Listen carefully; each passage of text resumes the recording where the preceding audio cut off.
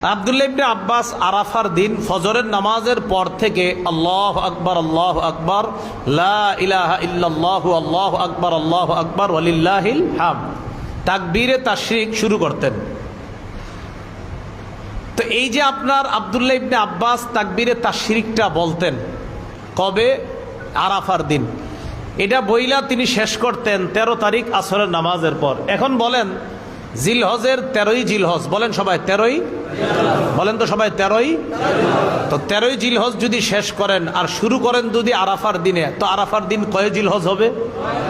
কারণ তাকবীরে তাশরিক শুরু করতে হয় কয় জিলহজ? ফজর থেকে 9 জিলহজ। বলেন কয় তারিখ? ফজর থেকে। এখন কেউ যদি বলেন হুজুর আমি ইয়াউমে আরাফা থেকে শুরু করব, মানে আরাফার দিন থেকে, তো আরাফার দিন সৌদি আরব যেদিন হবে সেদিন আমাদের দেশে হবে 8 তারিখ। কয় তারিখ? 8 তারিখ। এখন 8 তারিখে যদি শুরু করেন তা আপনার তো তাকবীরে তাশরিক হয়ে যাবে